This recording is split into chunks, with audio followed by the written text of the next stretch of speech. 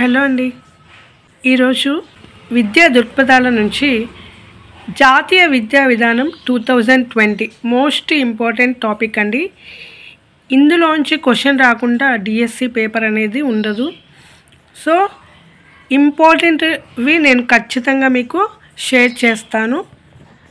వీడియోను చివరి వరకు కంప్లీట్గా చూడండి. కంపల్సరీ మీకు ఒక 2020 మీద క్లారిటీ అనేది వస్తుంది. జాతీయ విద్యా విధానం 2020 ఎన్ఈపి 2020 స్వాతంత్రం వచ్చిన తర్వాత భారత రాజ్యాంగం 1950లో 6 నుంచి 14 సంవత్సరాల లోపు పిల్లలందరికీ ఉచిత నిర్బంధ ప్రాథమిక విద్యను అందించాలని రాజ్యాంగంలో 4వ భాగంలో 45వ నిబంధనలో పొందుపరిచారు.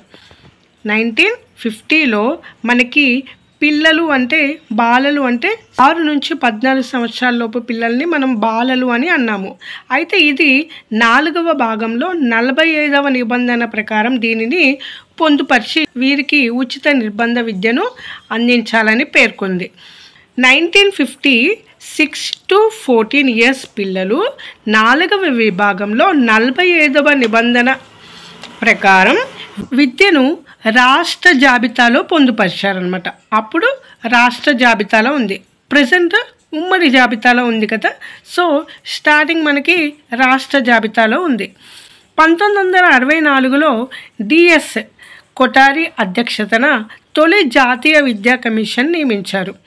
ఈయన యూనివర్సిటీ గ్రాంట్ కమిషన్లో అధ్యక్షుడిగా పనిచేస్తున్నారన్నమాట.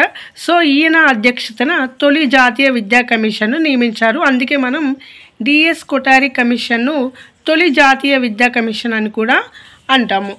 1966లో జాతీయ విద్యా విధానం అంటే నెక్స్ట్ అనమాట. 1964లో కొఠారి కమిషన్ ఏర్పడిన తర్వాత 1966లో జాతీయ విద్యా అభివృద్ధి పేరుతో నివేదికను సమర్పించింది. దేశంలో మొట్టమొదటిగా 1968లో ఈ యొక్క జాతీయ విద్యా విధానాన్ని ప్రకటించారు. నెక్స్ట్ 1976లో 42వ సవరణ ద్వారా ఇందిరాగాంధీ ప్రభుత్వం విద్యను మరలా ఉమ్మడి జాబితాలో చేర్చారు.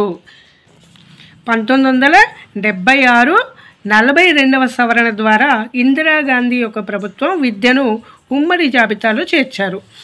Next 1986 new national educational policy. New national educational policy Rajiv Gandhi యొక్క ప్రభుత్వం 21వ శతాబ్దంలో వచ్చే సవాళ్ళను ఎదుర్కొనే విధంగా విద్య అనేది ఉండాలని ఈ విధానాన్ని ప్రవేశపెట్టారు. ఎప్పుడు 1986. దీనికంటే ముందు మనకి ఇందిరాగాంధీ యొక్క ప్రభుత్వం ఎప్పుడు వచ్చింది? 1968లో అనమాట. అది గుర్తుపెట్టుకోండి. దాని తర్వాతే మనకి రాజీవ్ గాంధీ కమిషను 1986 వచ్చింది. అయితే ఇక్కడ ఈ యొక్క రాజీవ్ గాంధీ ప్రభుత్వం ఉన్నప్పుడు ఈ విద్యను ఇప్పుడు మనకి విద్య అంటే విద్యాశాఖాధికారి ఉంటారు, ఒక మంత్రి అనేది ఉండేవారు అనమాట. అయితే అప్పుడు హ్యూమన్ రిసోర్స్ డెవలప్మెంట్ ఇదే కేంద్ర మంత్రిగా పనిచేస్తున్న పివి నరసింహారావు విద్యాశాఖ మంత్రి. అప్పుడు హ్యూమన్ రిసోర్స్ డెవలప్మెంట్ అని అనేవారనమాట. సో వారే విద్యా బాధ్యతలు వహించేవారనమాట. రాజీవ్ గాంధీ గారు అండ్ పివి నరసింహారావు గారు ఇద్దరూ కలిసి నూతన విద్యా విధానంలో మార్పులు రావాలని చెప్పేసి 1986లో నూతన విద్యా విధానాన్ని ప్రవేశపెట్టడం జరిగింది. ఇందిరాగాంధీ ప్రభుత్వం వచ్చినప్పుడేమో విద్య అనేది ఉమ్మడి జాబితాలో వచ్చింది 1976లో. తర్వాత రాజీవ్ గాంధీ వచ్చాక 1986లో మరలా 1968లో ఉన్న ఇందిరాగాంధీ ప్రభుత్వం ఏర్పాటు చేసిన జాతీయ విద్యా విధానాన్ని రీప్లేస్ చేసి 1986 విద్యా విధానాన్ని నూతనంగా ప్రవేశపెట్టారనమాట. వారి తర్వాత నెక్స్ట్ 2014లో బీజేపీ అధికారంలోకి వచ్చింది. నెక్స్ట్ 2015లో ఎన్ఈపి తయారు చేయడం కోసం, అంటే అప్పటికే 34 సంవత్సరాలు అయిందనమాట. 1986లోదే ఇప్పటికీ కూడా అదే అమల్లో ఉంది. చాలా ఇయర్స్ తర్వాత మరలా జాతీయ విద్యా విధానాన్ని మార్చాలని చెప్పేసి ఈ యొక్క నూతన విద్యా విధానాన్ని తయారు చేయడం కోసం టిఎస్ఆర్ సుబ్రహ్మణ్యం అధ్యక్షతన ఒక కమిటీని నియమించింది. బీజేపీ అధ్యక్షుడైన నరేంద్ర మోడీ గారి ఆధ్వర్యంలో టిఎస్ఆర్ సుబ్రహ్మణ్యం గారి అధ్యక్షతన ఒక కమిటీని నియమించింది. 2016లో ఈ సుబ్రహ్మణ్యం కమిటీ వారు ఒక నివేదికను తయారు చేసి దానిని కేంద్ర ఎంహెచ్ఆర్డి మానవ వనరుల అభివృద్ధి శాఖకు సమర్పించింది. అయితే ఈ సెంట్రల్ గవర్నమెంట్ సుబ్రహ్మణ్యం ఇచ్చిన నివేదిక ఆధారంగా డ్రాఫ్ట్ ఎన్ఈపి డిఎన్ఈపి ముసాయిదా జాతీయ విధానాన్ని తయారు చేసింది. అంటే జాతీయ విద్యా విధానం అనేది వెంటనే అమలు కాదు కదా, సో మరలా దానికోసం పరిశీలించడం కోసం ఏం చేసిందంటే డ్రాఫ్ట్ ఎన్ఈపి డిఎన్ఈపి ముసాయిదా జాతీయ విధానాన్ని తయారు చేసింది. అందరి అభిప్రాయాల కోసం మరో కమిటీని ఈ ఎంహెచ్ఆర్డి నియమించింది. అంటే సుబ్రహ్మణ్యం కమిటీ గారు చేసిన నివేదిక ప్రకారం సరిచూడటానికి మరలా మరొక కమిటీని ఎంహెచ్ఆర్డి నియమించింది. నెక్స్ట్ 2017 జూన్లో ఇస్రో మాజీ చైర్మన్ పనిచేసి పదవీ విరమణ పొందినటువంటి డాక్టర్ కృష్ణస్వామి కస్తూరి రంగన్ అధ్యక్షతన 7 మేధావులతో కలిసి CDNEP committee draft new education policy అంటే టోటల్గా 8 మంది అధ్యక్షుడు ప్లస్ సభ్యులు అందరు కలిపి ఈ యొక్క న్యూ కమిటీని ఏర్పాటు చేశారు. దేనికోసం? సుబ్రహ్మణ్యం గారి కమిటీని యొక్క విద్యా విధానంలో ఏదైనా మార్పుల కోసం మరలా డ్రాఫ్ట్ న్యూ ఎడ్యుకేషన్ పాలసీని కృష్ణస్వామి కస్తూరి రంగన్ గారి అధ్యక్షతన 7 మేధావులతో ఈ కమిటీని మరలా ఏర్పాటు చేశారు 2017లో. వీరి యొక్క పేర్లు కూడా గుర్తుంచుకోవాలి. ఆ 7 వసుధా కామత్, మంజులా భార్గవ్, రామ్ శంకర్ కురిల్, టీవీ కట్టామణి, కృష్ణమోహన్ త్రిపాఠి, మజద్ ఆసిఫ్, ఎంకే శ్రీధర్. ఈ 7 మేధావుల సహాయంతో 2019 మే 31వ తారీఖున కేంద్ర విద్యాశాఖ మంత్రి రమేష్ పొఖ్రియాల్కు ఈ నూతన విద్యా విధానాన్ని సమర్పించారు. ఎవరు? సిడిఎన్ఈపి కమిటీ వారు. 2019 మే 31 అప్పటి విద్యాశాఖ మంత్రి అయిన రమేష్ పొఖ్రియాల్కు సమర్పించారు. ఎన్ఈపి 2020 484 పేజెస్తో విద్యారంగంలో 19 అంశాలలో మార్పులను సూచిస్తూ 2019 మే 31 సమర్పించింది. ఎంహెచ్ఆర్డి వారు మై గౌట్ ఇన్నోవేషన్ పోర్టల్లో ఈ నివేదికను అప్లోడ్ చేశారనమాట. వారిచ్చిన నివేదికను మై గౌట్ ఇన్నోవేషన్ పోర్టల్లో అప్లోడ్ చేశారు. అప్లోడ్ చేసిన తర్వాత 674 జిల్లాలలో 660 పట్టణాల నుండి 600 బ్లాకుల నుండి 2.5 లక్షల గ్రామాల నుండి సుమారు 2 లక్షల పైగా సూచనలు వచ్చాయి. విద్యా ప్రణాళిక సూచనల మీద 2020 జూలై 29న ఎన్ఈపి కేంద్ర మంత్రి మండలి ఈ నూతన జాతీయ విద్యా విధానాన్ని ఆమోదించింది. నరేంద్ర మోడీ అధ్యక్షతన ఆ సూచనల మేరకు 29న కేంద్ర మంత్రి మండలి నూతన జాతీయ విద్యా విధానాన్ని ఆమోదించింది. సో ఇక్కడ ఆఫ్టర్ 34 years ఎన్ఈపి 2020 నూతన జాతీయ విద్యా విధానంలోని అంశాలను చూద్దాము. అందరికీ నాణ్యమైన విద్యను అందించడం ద్వారా దేశంలో సుస్థిరమైన శక్తివంతమైన జ్ఞాన నిర్మాణం కోసం భవిష్యత్తును ఊహించి కేంద్రీకృత విధానాన్ని తయారు చేయడం, అందరికీ కూడా నాణ్యమైన విద్యను అందించాలని. నెక్స్ట్ 2020 యొక్క లక్ష్యాలు చూద్దాం. మెయిన్గా 3 లక్ష్యాలు అనేవి ఉన్నాయి. 21వ శతాబ్దంలో కావలసిన నైపుణ్యాలను పెంపొందించడం ఫస్ట్. సెకండ్, విద్యలో నాణ్యత మరియు సమానత్వం.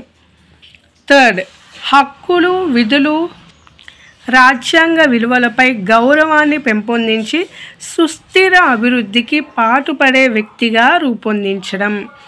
ఈ 3 కూడా NEP 2020 లక్ష్యాలు. నెక్స్ట్ విద్యా స్వరూపాన్ని చూద్దాము.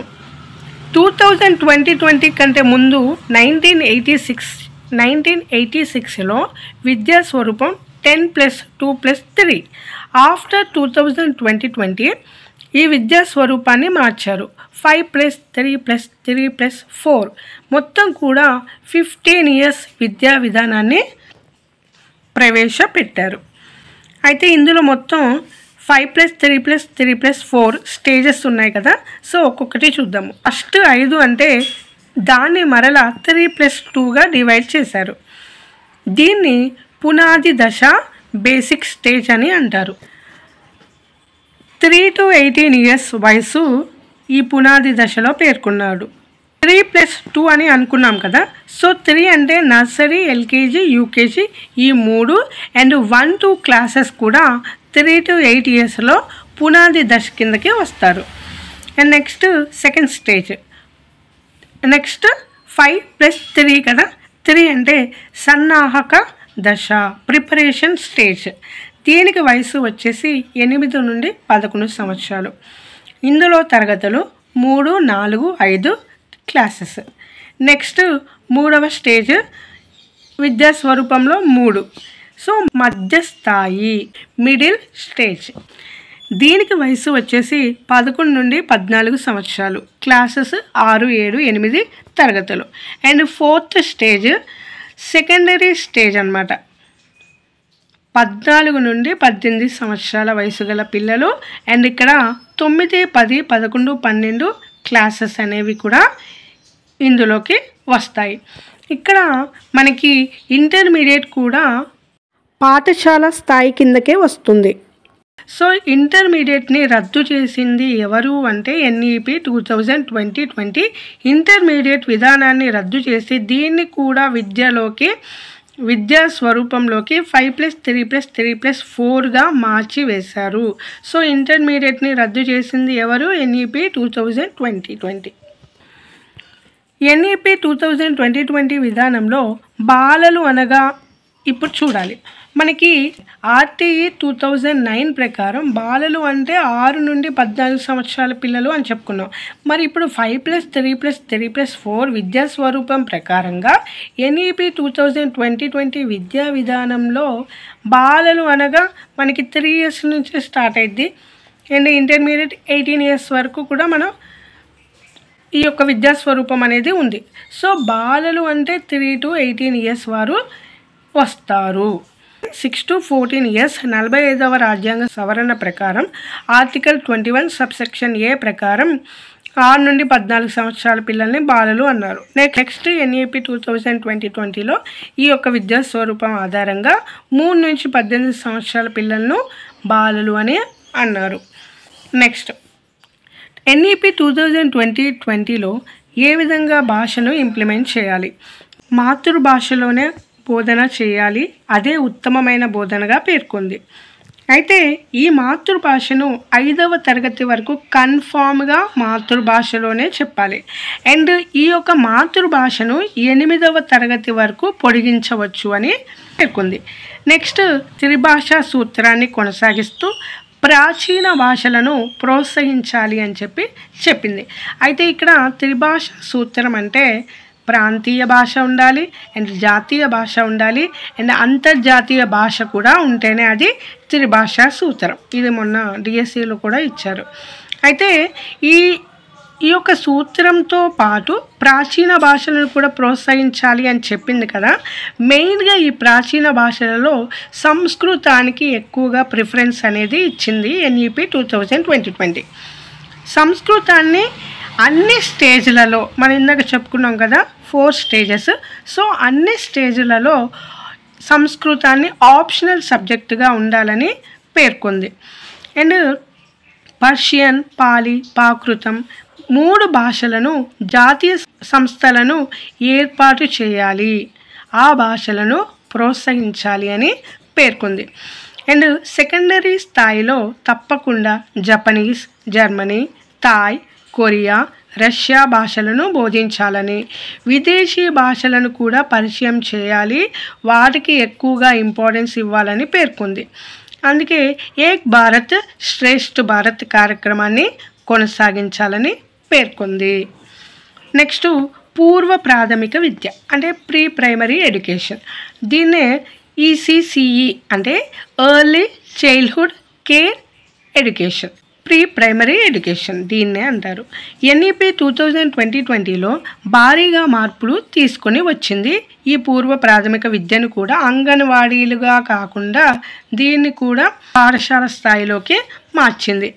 పాఠ్య ప్రణాళిక శిక్షణలో దీనిని పాఠశాల విద్యలో విలీనం చేయాలని ఎన్సీఈఆర్టీ సంస్థ ఎన్సీపీఎఫ్ఈసీఈని రూపొందించాలని 2020-21 విద్యా సంవత్సరంలో ప్రవేశపెట్టాలని పేర్కొంది. ఈ సంస్థ ఎన్సీపీఎఫ్ అంటే national curriculum pedagogical framework and early childhood ఎడ్యుకేషన్ని రూపొందించాలని 2020-21 విద్యా సంవత్సరంలో ప్రవేశపెట్టాలని పేర్కొంది. వీరికి పాఠశాలలోనే విద్యను అందించాలి, అంటే అంగన్వాడీలుగా కాకుండా పాఠశాలలోనే పూర్వ ప్రాథమిక విద్యను అందించాలని చెప్పి పేర్కొంది. నెక్స్ట్ పాఠ్య ప్రణాళికను ఏ విధంగా అమలు చేయాలి? పాఠ్య ప్రణాళిక యొక్క భారాన్ని విద్యార్థులకు తగ్గించాలని చెప్పి ఎన్సీఎఫ్ 2005ను పునఃసమీక్షించి ఎన్సీఎఫ్ 2005 స్థానంలో ఎన్సీఎఫ్ఎస్ఈ 2021లో రూపొందించాలని చెప్పి ఈ ఎన్సీఎఫ్ఎస్ఈని ఎన్సీఈఆర్టీ సంస్థ ద్వారా ఎన్సీఎఫ్ 2005 ప్లేస్లో ఎన్సీఎఫ్ఎస్ఈ 2021ని రూపొందించాలని చెప్పి పేర్కొంది. నేషనల్ కరిక్యులం ఫర్ స్కూల్ ఎడ్యుకేషన్ని ఏర్పాటు చేయాలి ఎన్సీఎఫ్ 2000 ప్లేస్లో. 2020 ఎన్ఈపికి అనుగుణంగా భారం లేకుండా ఎన్సీఆర్టీ రూపొందించింది. 2021-22 విద్యా సంవత్సరంలో అప్ టు 9th క్లాస్ వరకు న్యూ సిలబస్ను బోధించాలి అని చెప్పేసి 2022-23లో 10th క్లాస్కి న్యూ సిలబస్ బోధించాలని చెప్పి 2023-24లో 11th క్లాస్కి బోధించాలని చెప్పి అండ్ 2024-25లో 12th క్లాస్కి న్యూ సిలబస్ను బోధించాలి అని చెప్పేసి ఇవన్నీ కూడా సిలబస్ మార్చాలి అని చెప్పి ఎన్సీఈఆర్టీ సంస్థ ఎన్సీఎఫ్ 2025 ప్లేస్లో ఎన్సీఎఫ్ఎస్ఈని రూపొందించారు. 2025 నుంచి 26లో 12th క్లాస్కి న్యూ విధానంలోనే బోర్డ్ ఎగ్జామ్స్ని నిర్వహించాలని చెప్పి పేర్కొంది. నెక్స్ట్ మూల్యాంకనం. పరీక్షలకు ప్రాముఖ్యతను తగ్గించింది. 10-12 తరగతులకు మాత్రమే బోర్డ్ ఎగ్జామ్స్ నిర్వహించాలని చెప్పి ఈ బోర్డ్ ఎగ్జామ్స్ దేని ద్వారా నిర్వహించాలి అంటే పరాక్ అంటే performance assessment review analysis knowledge holistic development. దీని ద్వారా 10-12 తరగతులకు మాత్రమే బోర్డ్ ఎగ్జామ్స్ను నిర్వహించాలని చెప్పి అన్ని క్లాసెస్కి పరీక్షలు రద్దు చేయాలి. ఓన్లీ 3, 5, 8 తరగతులకు పరీక్షలు నిర్వహించాలని పేర్కొంది. నెక్స్ట్ ప్రోగ్రెస్ కార్డు ఏ విధంగా చేయాలి అంటే పిల్లవాడికి 360 డిగ్రీల కోణంలో తెలుసుకునే విధంగా పిల్లవాడి యొక్క అంశాలను ప్రోగ్రెస్ కార్డులో పొందుపరచాలని, సర్వతోముఖాభివృద్ధి అంశాలన్నీ కూడా A to Z ప్రోగ్రెస్ కార్డులో పొందుపరచాలని పేర్కొంది. సెకండరీ స్థాయిలో 9th క్లాస్ నుంచి దానిపై వరకు కంప్యూటర్ ద్వారా మూల్యాంకనం చేయాలి ఆఫ్టర్ 2025 తర్వాత అని పేర్కొంది. నెక్స్ట్ స్కూల్ కాంప్లెక్స్ పాఠశాల సముదాయాన్ని ఈ విధంగా ఏర్పాటు చేయాలి. 10 నుండి 20 స్కూల్స్ కలిపి స్కూల్ కాంప్లెక్స్గా ఏర్పాటు చేయాలని చెప్పి పాఠశాల యొక్క పాలన మౌలిక యూనిట్గా స్కూల్ కాంప్లెక్స్ పనిచేస్తుంది అండ్ ఫర్నిచర్ సిబ్బందిని కూడా నియమించాలని పేర్కొంది. అయితే ఇక్కడ స్కూల్ మేనేజ్మెంట్ కమిటీలు ఉన్నాయి. వీటిని మళ్ళీ కొత్తగా అదనంగా స్కూల్ కాంప్లెక్స్ మేనేజ్మెంట్ కమిటీలు కూడా ఏర్పాటు చేయాలి అని చెప్పి పేర్కొంది. నెక్స్ట్ ఆర్థిక వనరులు. గ్రాస్ డొమెస్టిక్ ప్రోడక్ట్ GDP 6% విద్యకు కేటాయించాలని చెప్పి పేర్కొంది. విద్యాపరంగా వెనుకబడిన ప్రాంతాలలో స్పెషల్ ఎడ్యుకేషన్ జోన్లను ఏర్పాటు చేయాలి, SEZ ఏర్పాటు చేయాలి. ఈ స్పెషల్ విద్యా ఎడ్యుకేషన్ జోన్లకు కేంద్ర రాష్ట్రాల నుండి 2.1 రేషియో నిష్పత్తిలో విద్యకు వ్యయాన్ని ఖర్చు చేయాలని పేర్కొంది. అంటే కేంద్రమేమో 2%, రాష్ట్రమేమో 1% విద్యకు ఖర్చు చేయాలని పేర్కొంది. 6వ తరగతి నుండి వృత్తి విద్యను అందించాలని పేర్కొంది. 2018 గణనాంకాల ప్రకారం ఈ వృత్తి విద్యలో ఓన్లీ 26.3% మాత్రమే ఉన్నారు. అయితే దీనిని పెంపొందించడం కోసం 2035 నాటికి 50% పిల్లలను వృత్తి విద్యను మళ్లించాలని నూతన జాతీయ విద్యా విధానాన్ని పేర్కొంది. ఓకే, నెక్స్ట్ ఉపాధ్యాయ విద్య గురించి చూద్దాము. నాణ్యత లేని ఉపాధ్యాయ శిక్షణలను మూసివేయాలని 4 years BEd కోర్సును తీసుకొని వచ్చిందనమాట. 2030 నాటికి ఉపాధ్యాయులు కనీస అర్హత 4 years BEd ఉండాలని సూచించింది. అయితే ఈ 2030 సంవత్సరాల వరకు 1 year 2 years BEd సరిపోతుంది. కానీ 2030 తర్వాత కంపల్సరీగా 4 years BEd ఉండాలని పేర్కొంది. నెక్స్ట్ ఉపాధ్యాయ ఎంపిక 2 దశల్లో ఉంటుందని సూచించింది. ఒకటి టెట్ ద్వారా, ఇంకొకటి మౌఖిక అంటే డెమో ద్వారా ఎంపికను చేయాలని పేర్కొంది. గ్రామీణ ప్రాంతాలలో ఉపాధ్యాయుల్ని ప్రోత్సహించాలని, అంటే ఎక్కువగా టీచర్స్ సిటీలలో ఉండటానికి ఇష్టపడతారు. సో గ్రామీణ ప్రాంతాలలో కూడా ఉపాధ్యాయులను ప్రోత్సహించాలని చెప్పి కొత్త విధానాన్ని అమలుపరిచింది. అండ్ నెక్స్ట్ NCFTE 2009 సవరించి NCFTE 2021ని రూపొందించాలని NEP 2020 పేర్కొంది. ఎందుకు అంటే న్యూ సిలబస్ను మార్చాలి అని చెప్పి పేర్కొందనమాట. నెక్స్ట్ ప్రతిభ ఆధారంగా పదోన్నతలు అందించాలి. ప్రమోషన్స్ అనేవి ఓన్లీ ప్రతిభ ఆధారంగానే అందించాలని పేర్కొంది. BEd ప్రవేశాలు నేషనల్ టెస్టింగ్ ఏజెన్సీస్ ద్వారానే నిర్వహించాలని చెప్పి పేర్కొంది. 2021-22 విద్యా సంవత్సరం నుండి జాతీయ స్థాయిలో ఉపాధ్యాయులకు ప్రమాణాలు రూపొందించాలి అని చెప్పి చెప్పిందనమాట. అంటే జాతీయ స్థాయిలో కూడా ఉపాధ్యాయులకు విద్యా ప్రమాణాలు రూపొందించాలని చెప్పి చెప్పింది. ఎప్పుడు? విద్యా సంవత్సరం 2021-22 నుండి. నెక్స్ట్ ఇక్కడ NPST అంటే national professional standard for teacher, అంటే టీచర్స్ కోసం విద్యా ప్రమాణాలు రూపొందించాలి అని చెప్పి. నెక్స్ట్ వృత్తిపూర్వక వృత్యంతర విద్య అందించాలి అని చెప్పి చెప్పింది. అంటే సంవత్సరంలో కనీసం 50 గంటలకు తగ్గకుండా వృత్యంతర శిక్షణ ఇవ్వాలి అని చెప్పి డిసైడ్ చేసింది. అండ్ వృత్తిపూర్వక వృత్యంతర విద్యను వేరుపరిచి చూడలేము అని చెప్పి NEP 2020 పేర్కొంది. నెక్స్ట్ ఉన్నత విద్య కోసం చూద్దాము. ఉన్నత విద్య కోసం 3 రకాల పునర్నిర్మాణ జరగాలని పేర్కొంది.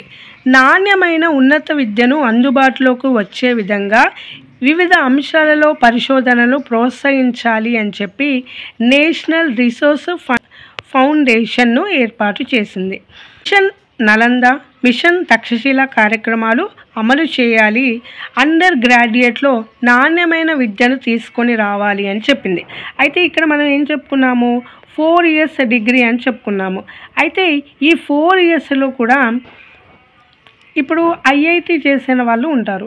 ఈ IIT చేశాక ఏం చేస్తారు? సెకండ్ ఇయర్లో బీటెక్ వెళ్తారు. అది వాళ్ళ ఇష్టం అనమాట. అలాంటివి కూడా తీసుకొని వచ్చింది విద్యా విధానం. సో ఇక్కడ 4 years డిగ్రీలో 1 year కంప్లీట్ అయిపోతే సర్టిఫికెట్ ఇవ్వాలి, 2 years కంప్లీట్ అయితే డిప్లొమా సర్టిఫికెట్ ఇవ్వాలి, అండ్ 3 years కంప్లీట్ అయితే డిగ్రీ సర్టిఫికెట్ ఇవ్వాలి. 4 years కూడా కంప్లీట్ చేస్తే మల్టీ డిగ్రీను సర్టిఫికెట్ను ప్రధానంగా వాళ్ళకి అందించాలి అని చెప్పి చెప్పింది. నెక్స్ట్ ఉన్నత విద్యలో NHECI ఆర్ HECT అంటే higher education commission of India మన దేశంలో ఉన్నత విద్యను పర్యవేక్షిస్తూ నియంత్రిస్తుంది. అంటే మన దేశంలో HECT వారే ఉన్నత విద్యను పర్యవేక్షిస్తారన్నమాట. ఉన్నత విద్య కోసం HECIలో 4 సంస్థలు పనిచేస్తాయి. దేనికోసం? ఉన్నత విద్య కోసం. ఏంటి ఆ 4 సంస్థలు అంటే HERC, GEC, HEGC and NAC. HERC అంటే higher education regulatory council and GEC అంటే జనరల్ ఎడ్యుకేషన్ కౌన్సిల్. HEGC అంటే హయ్యర్ ఎడ్యుకేషన్ గ్రాంట్ కమిషన్. అయితే ఈ హయ్యర్ ఎడ్యుకేషన్ గ్రాంట్ కమిషను ఫస్ట్లో 1953లో రాధాకృష్ణ కమిషను UGCని ఏర్పాటు చేసింది. దేనికి? ఉన్నత విద్య కోసం. అయితే ఈ UGCనే నెక్స్ట్ హయ్యర్ ఎడ్యుకేషన్ గ్రాంట్ కమిషన్గా మారిందనమాట. NAC అంటే నేషనల్ అక్రెడిటేషన్ కౌన్సిల్. సో ఈ 4 కూడా హయ్యర్ ఎడ్యుకేషన్ కోసం సంస్థలు పనిచేస్తున్నాయి. Next multi disciplinary educational research unit. ఈ MDERU multi disciplinary education research unit IIT, IIM సౌకర్యాలకు అనుగుణంగా ఉన్నత విద్య అనేది ఏర్పాటు చేయాలని చెప్పి వీటి కోసం MDERUను ఏర్పాటు చేశారు. నెక్స్ట్ 2030 నాటికి మన దేశంలో 50% GERను సాధించాలి. అంటే గ్రాస్ ఎన్రోల్మెంట్ రేషియో, స్థూల ప్రవేశ నిష్పత్తి సాధించాలి అని చెప్పి. నెక్స్ట్ ఈ 50%ను సాధించడం కోసం ప్రస్తుతం ఉన్న సీట్లను అదనంగా మన దేశంలో 3.5 కోట్లు ప్రవేశపెట్టాలి అదనపు సీట్లను అని చెప్పి పేర్కొంది. నెక్స్ట్ రాష్ట్రీయ శిక్షా ఆయోగ్ జాతీయ స్థాయిలో సాధించాలి అని చెప్పి రాష్ట్రీయ శిక్షా ఆయోగ్ సంస్థను ఏర్పాటు చేసింది. ఈ రాష్ట్రీయ శిక్షా ఆయోగ్ దేశంలో విద్యా రక్షకుడిగా పనిచేయడానికి నియమించింది. అధ్యక్షుడు ఎవరంటే దీనికి ప్రధానమంత్రి. సభ్యులేమో అన్ని రాష్ట్ర ముఖ్యమంత్రులు, 6 విద్యాశాఖ మంత్రులు, విద్యారంగంలో ఉన్న మేధావులు అందరూ కూడా రాష్ట్రీయ శిక్షణ ఆయోగ్ సంస్థలు పాల్గొనవచ్చు. నెక్స్ట్ NEP 2020లో మరికొన్ని అంశాలను ఏమేమి పేర్కొందో చూద్దాము. బడి బయట ఉన్న పిల్లలను బడిలో చేర్పించాలి. అంటే ఎంతమంది? 2 కోట్ల మందిను బడి బయట ఉన్న పిల్లలను బడిలో చేర్పించాలి అని చెప్పి. నెక్స్ట్ 2030 నాటికి వయోజన విద్యను సాధించాలి. అంటే వయోజనలో కూడా విద్యను అభ్యసించాలి అని చెప్పి. అండ్ నెక్స్ట్ ఓపెన్ విద్యలో సాంకేతికను వాడుకొని విద్యను అందించాలి. డిస్టెన్స్ ఎడ్యుకేషన్లో కూడా ఈ డిజిటల్ క్లాసులు అనేవి అమలు చేయాలి అని చెప్పి పేర్కొంది. అయితే ఇక్కడ MHRD human resource development program ప్రత్యేక విభాగాలుగా ఏర్పాటు చేసి ఓపెన్ స్కూల్స్లో కూడా డిజిటల్ క్లాసులు అనేవి నిర్వహించాలని పేర్కొంది. కేంద్రం MHRDను విద్యాశాఖగా మార్చాలని పేర్కొంది. నేను ఇంతకుముందు చెప్పా, స్టార్టింగ్ మనకు విద్యాశాఖ మంత్రి ప్లేస్లో మానవ వనరుల అభివృద్ధి శాఖనే విద్యకు సంబంధించిన అన్నీ కూడా చూసుకునేది. అయితే అప్పుడు MHRD అని అనేవారు. దానిని విద్యాశాఖగా మార్చాలని చెప్పేసి NEP 2020 పేర్కొంది. ఈ మానవ అభివృద్ధి శాఖను విద్యాశాఖగా మార్చింది ఎవరు అంటే NEP 2020. అండ్ నెక్స్ట్ మధ్యాహ్న భోజనం అమలు పరుస్తూ అల్పాహారం కూడా అందించాలి, బ్రేక్ఫాస్ట్ కూడా అందించాలని పేర్కొంది. అండ్ నెక్స్ట్ అన్ని రాష్ట్రాల SCERTలు విద్యలో నాణ్యత కోసం SSSAని ఏర్పాటు చేయాలి అని చెప్పి పేర్కొంది. స్టేట్ స్కూల్ స్టాండర్డ్ అథారిటీని ఏర్పాటు చేయాలి అని పేర్కొంది. అండ్ నెక్స్ట్ SQAAF ఏర్పాటు చేయాలి. స్కూల్ క్వాలిటీ అసెస్మెంట్ అక్రిడేషన్ ఫ్రేమ్వర్క్ను ఏర్పాటు చేయాలి నాణ్యమైన విద్య కోసం. నెక్స్ట్ అన్ని రాష్ట్రాలలో జిల్లాలలో బాల వికాస కేంద్రాలను ఏర్పాటు చేయాలి అని పేర్కొంది. లింగ మార్పిడి చేసుకున్న వారికి విద్యలో వివక్షత లేకుండా నిధులను వారికి కూడా కేటాయించి వారికి విద్యను అందించాలి అని చెప్పి పేర్కొంది. అంటే థర్డ్ జెండర్ వాళ్ళకు కూడా విద్యను అందించాలి అన్న ఉద్దేశంతో.